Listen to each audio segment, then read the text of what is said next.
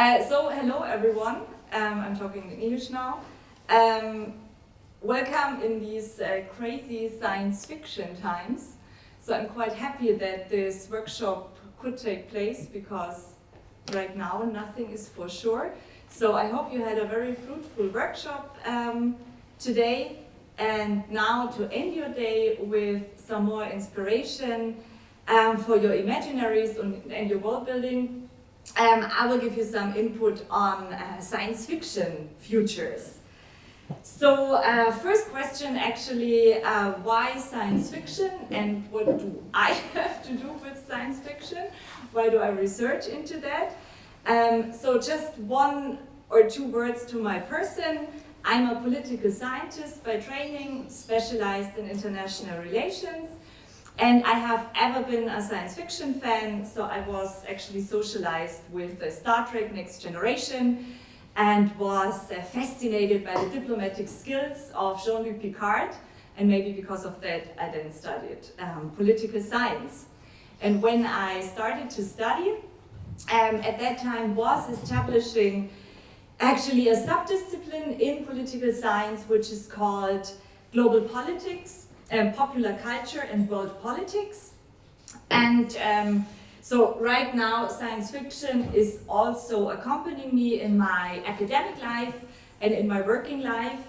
And what this subdiscipline does is in fact analyze those big questions of, for example, security, power, colonialism, globalization in the context of science fiction. So, and right now, as Timothée has already said, I'm working in the field of artificial intelligence. Specifically, I'm coordinating a research group on the ethical implications of artificial intelligence and human responsibility here in Berlin at the Berlin-Brandenburg Academy of Sciences and Humanities. And however, still, I research into science fiction, so one focus right now is also how AI is represented in science fiction films, which is not the topic of today, actually. So what I do right now, I first talk to you a little what science fiction is or how it could be defined. So what makes it interesting for social scientists like me, and I heard also here some social scientists. Yeah, one. So what's interesting for us then is that science fiction creates alternative futures, or speaking more precise, alternative future possibilities. And in these future possibilities we find extreme situations, so for example, AI, intelligent machines, humanoid robots, but also human clones or space travel or time travel.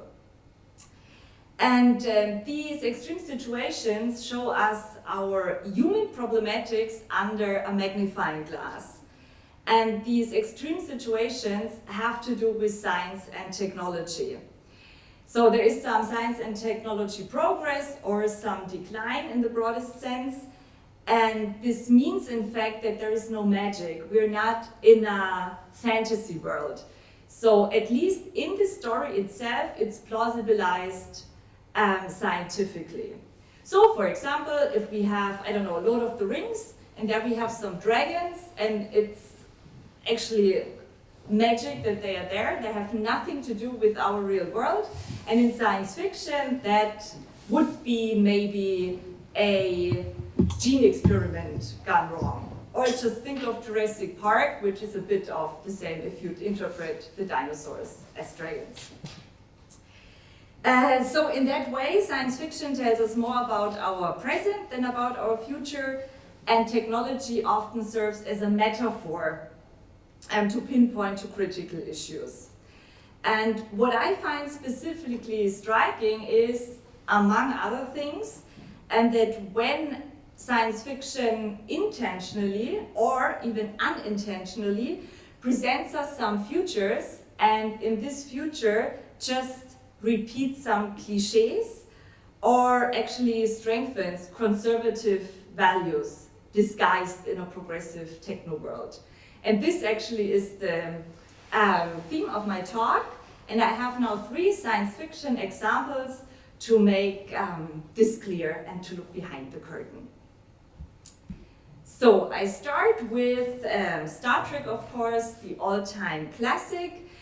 I guess most of you might know the overall plot. So in Star Trek, we have a post-capitalist utopian society without scarcity, so every person has the possibility for full self-realization. And this is, of course, outer space around 200, 300, 400 years in the future, depending on the franchise. And here again is my idol, Jean-Luc Picard. And I have now seen how he explains this post-capitalist structure. How big is this ship? There are 24 decks. Almost 700 meters long. It took me 6 months to scrounge up enough titanium just to build a 4-meter cockpit.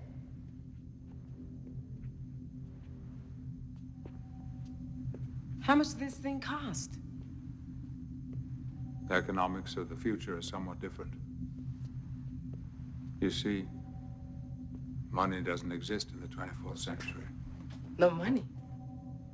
You mean you don't get paid? The acquisition of wealth is no longer the driving force in our lives. We work to better ourselves and the rest of humanity. So we have this post-capitalist socialist utopia, and then Star Trek is also pretty famous for being post-racial diverse, feminist, and equal, and all those nice adjectives. So I probably guess you know one or the other person here. So we have on the upper left is Captain Kirk, the classic with Commander Spock, which was done in the 60s. And also here we have a crew member, a woman with dark skin, and we have a Japanese and a Russian guy. And at that time, where there was the East-West conflict or the Cold War, this was pretty progressive actually, that you have a Russian guy on the bridge. And then on the upper right, this is now the relaunch, Next Generation, end of the 80s with Captain Picard. We have more women in leading positions, and then it goes on the lower left with Deep Space Nine. There we have even a black commander, then captain, then we have a female captain, and then in a newer one, Star Trek Discovery, which is still ongoing, in the 3rd season, the main protagonist is even a black woman. So you can really see that. And the interesting thing is that this didn't come naturally. So also the protagonists and the actors themselves, they fought for their roles. So it seems always like, yeah, this is the natural course of things, and then this is reflected in Star Trek. Yeah, but they had also their fights within the series.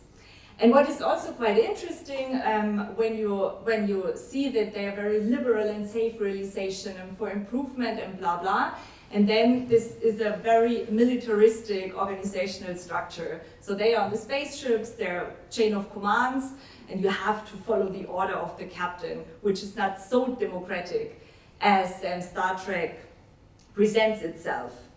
So, but coming back to the diverse utopia. So how is this actually possible, that we have this federation with Starfleet where we have all those human values realized? It is possible because the conflicts are outsourced into space. Now we have alien races, and the racism is now a kind of hierarchy of alien civilizations. So capitalism on Earth is gone, but now we have the Ferengi, which are hyper-capitalist. Or we have the Vulcans, which are super logical without any emotions. Or we have on the lower right, the Klingons, which stood or still stood for the Soviet Union, actually in times of the Cold War. and are still the warrior martial race.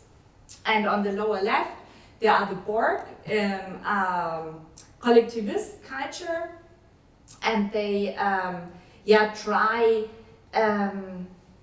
to incorporate all other races and species and make them also Borg.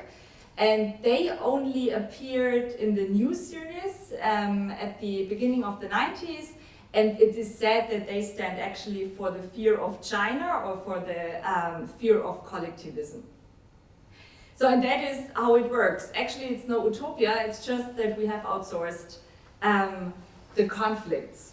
So, yeah, nothing is solved, in fact.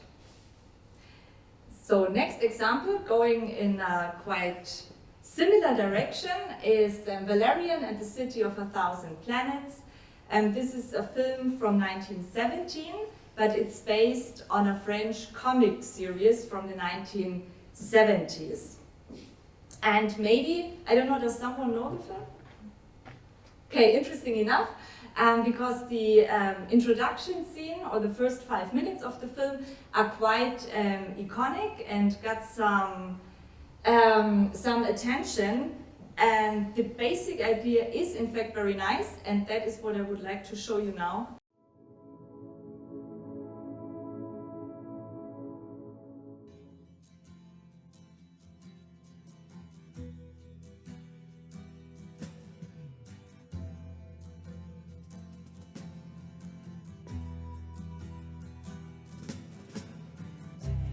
Ground control to Major Tom.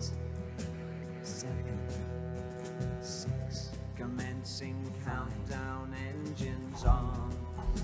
3, 2. Check ignition and may God's love be with you.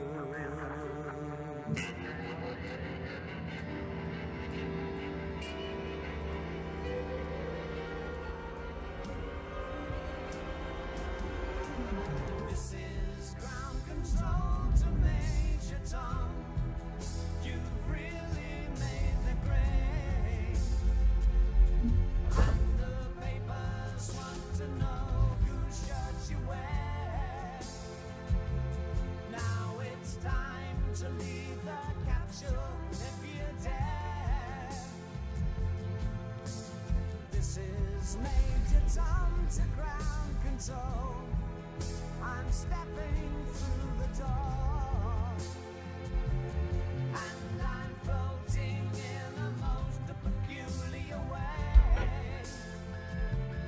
and the stars look very different today, for here am I sitting in a tin can.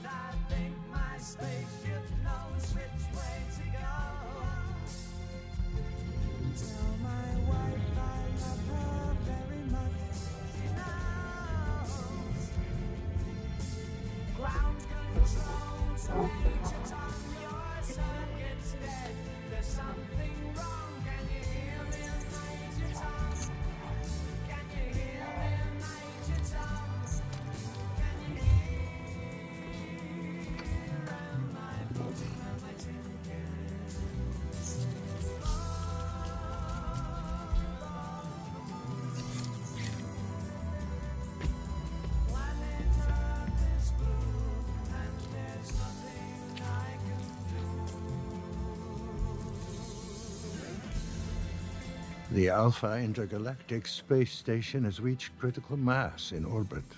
Its weight and size now poses serious threat to Mother Earth. In its great wisdom, the Central Committee has decided to use all resources necessary to release the space station from the Earth's gravity. Its new course is set for the Magellan Current. Like the great explorer Magellan, the Alpha Station will journey into the unknown. A symbol of our values and knowledge, it will carry a message of peace and unity to the farthest reaches of the universe. Our thoughts and prayers go with you. Godspeed and good luck.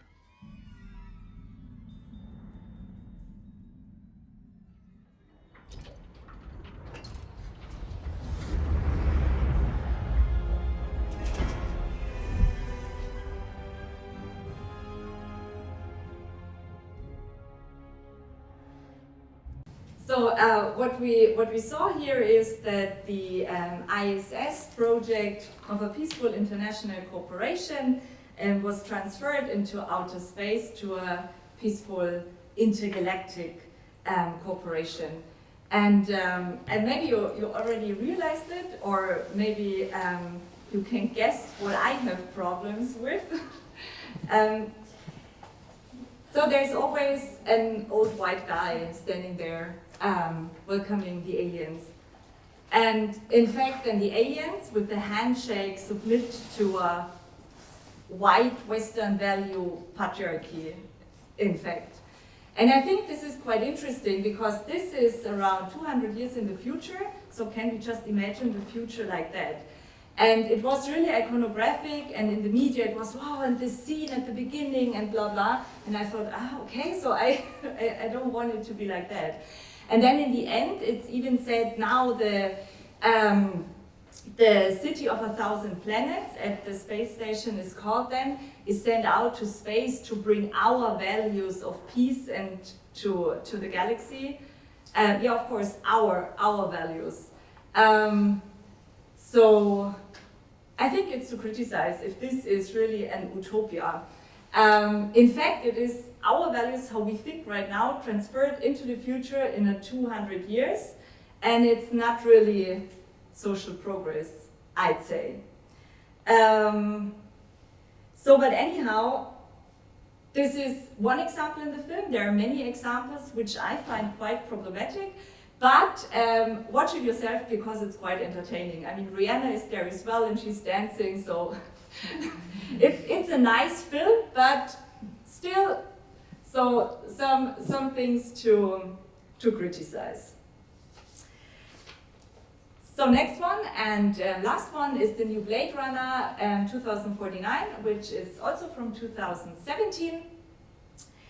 And it is quite a different example because Blade Runner is a dystopia. So it really shows us a negative projection of the future, whereas Star Trek and, for example, Valerian try to have a positive utopian view of the future. And like in the first Blade Runner film, which I guess some of you know, the first one with Harrison Ford. I see some nods. For example, in the first one, as in this one, which plays in fact in 2049, the city of LA is a literal metaphor for some brutal hyper-capitalism where humanness counts nothing, and people, and also the artificial people, the replicants, are just objects, and we should actually only consume. And you can see that in how the city is full of adverts and advertisement and banners. And yeah, I have another film scene to show that.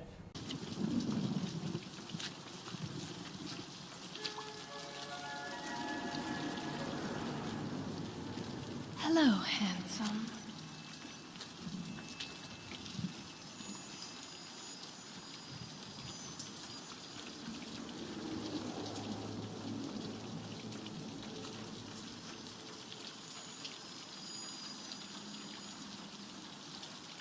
What a day,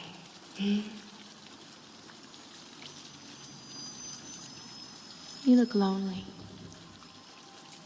I can fix that.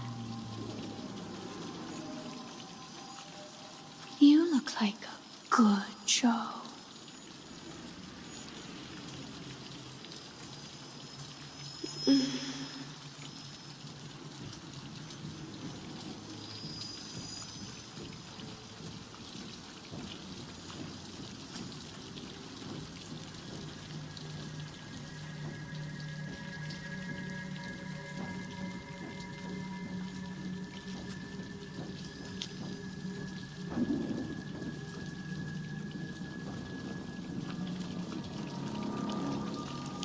So she's actually a virtual girlfriend, which you can purchase.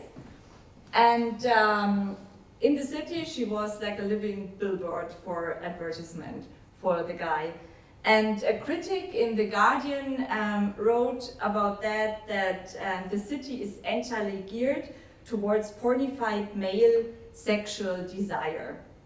And so again, this is like in Valerian, just one example of the quite problematic illustration of women in this film. But what I think is really interesting is because it is not really clear if it is a critique, because actually the whole film is a dystopia. So you could read it as a critique of sexism that exists today, like projected and scaled up into the future. But watching this the whole time in the film, it actually normalizes the sexism that exists today. And there I'm a bit skeptical because in many dystopic films you have this problem that you try to criticize some social political issues that are problematic right now, but in fact you kind of strengthen them. So maybe if you ever watch a science fiction film, maybe this one, because it's also watchable, so it's entertaining. But yeah, maybe you get a sense for that. And yeah, I think the most interesting, or what fascinates me the most, is look behind the curtain and find those cliches and try to deconstruct them. Because this is all, as I said before, disguised in some nice techno future with special effects, and then sometimes one doesn't really realize it. So no more film scenes. So just very, very briefly to sum it up, why be aware of science fiction futures? So they show us utopian or dystopian visions as a critique of the present. So both utopias or dystopias are in fact a critique of what's happening right now. Utopias by presenting us a better future, dystopias by criticize our culture right now, but by that they often normalize or strengthen the problems they are trying to criticize. So thank you and have a nice evening. Thank you very much.